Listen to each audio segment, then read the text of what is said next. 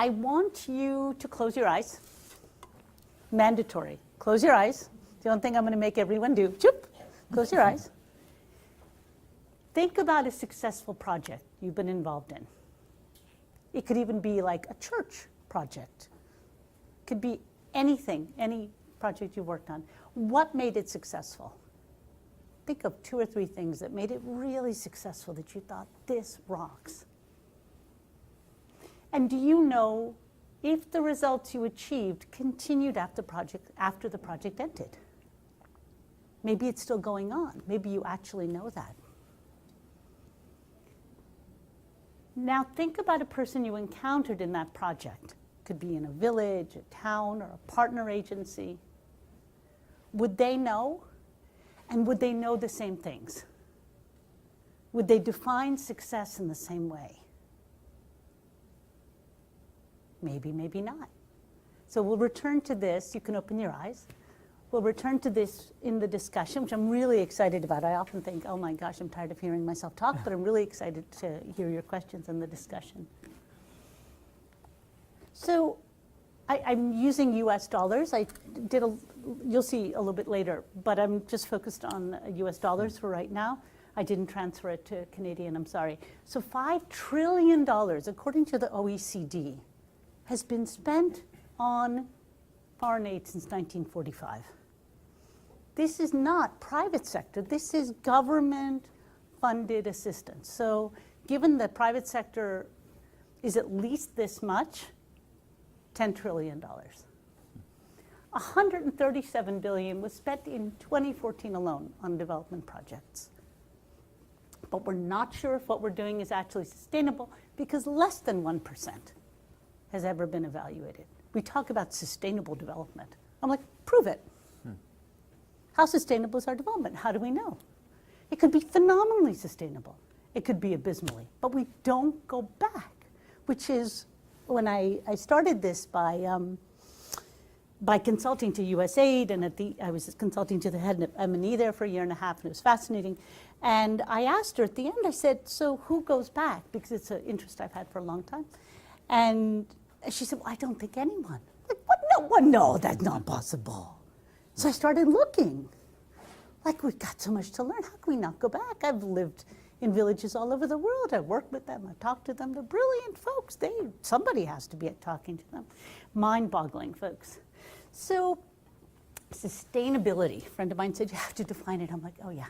It's the ability to achieve a persistence of outcomes and impacts. This is not, let's do it the year after. The year after, you're still going to have residual effects on the project. So we're saying, I always say 3 years, but people keep saying to me, no, it has to be 2. So 2 to 30 years post-project, sustained impacts include these emerging new impacts, the things you don't expect.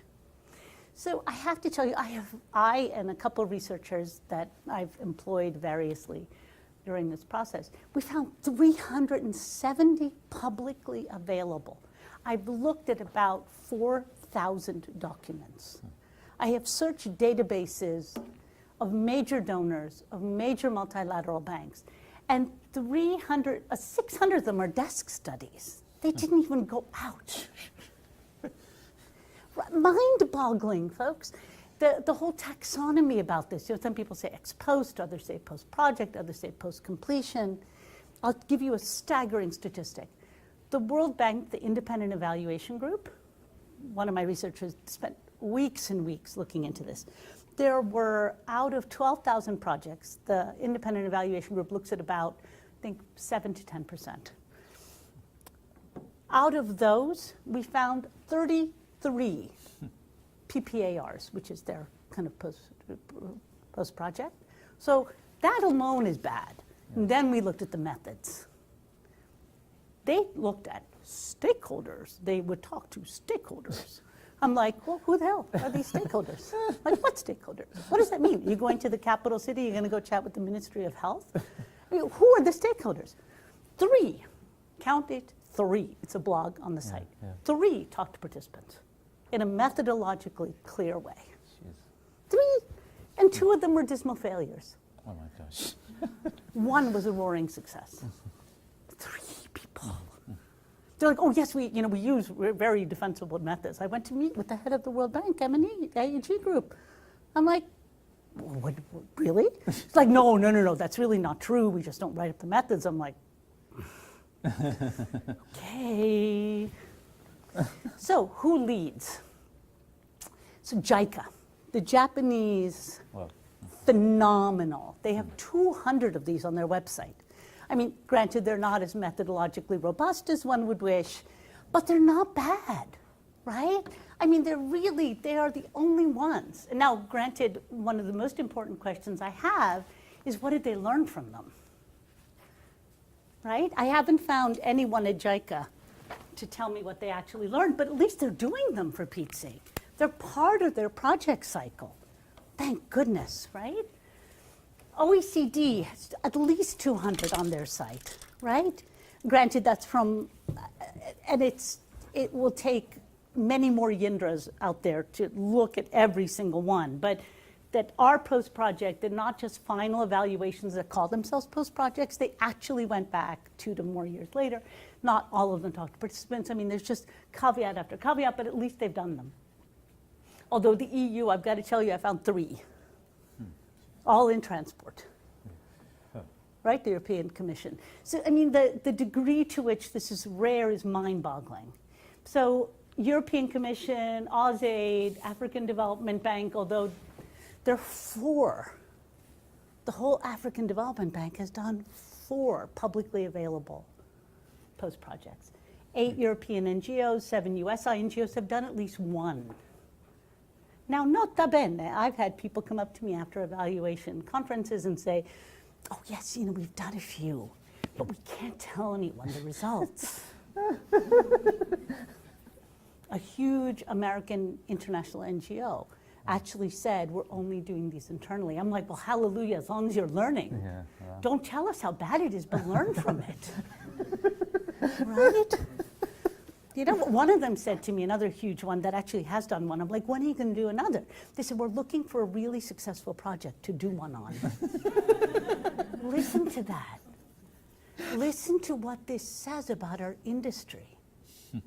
Now, I do appreciative inquiry. I'm always looking at what works best and how do we do more of it. So I don't mind posting things that are successful. I'm like, hallelujah, let's learn from it. But we did one for an unnamed client of ours, and it was an abysmal failure. $60 million, at least 54 million went down the tubes. Pointless. It was a 3-year project, really 2-year development. Awful, no sustainability, right? And we can't publish it, and they didn't even want to share it internally within their own organization.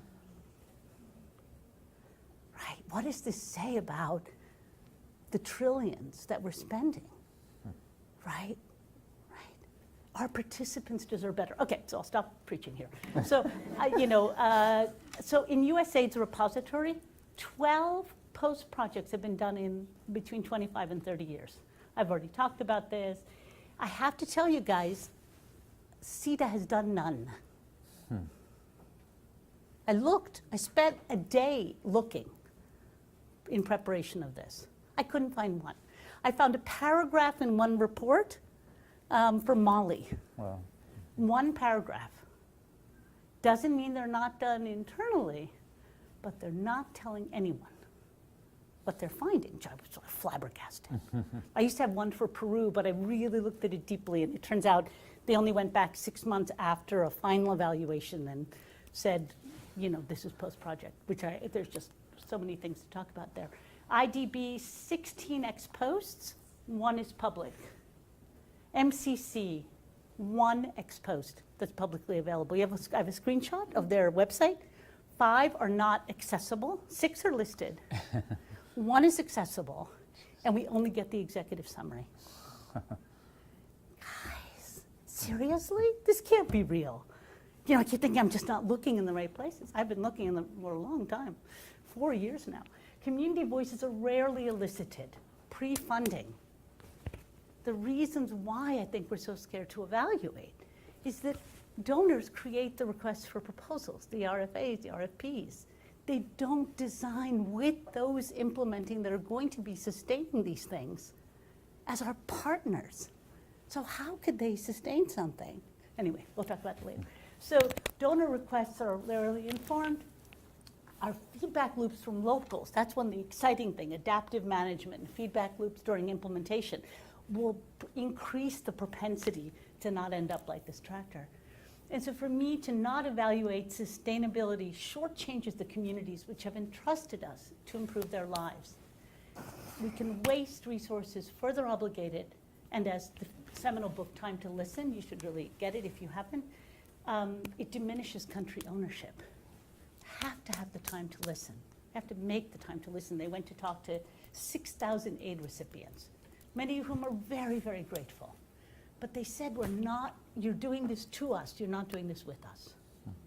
Right? We have to change how we do development. So, I mean, the return on investment. I'm a political economist, so ROI for me is like, you would think I came from the private sector, I got my PhD, I thought, of course everyone does ROI. You would not believe how rare this is. Wow. Right?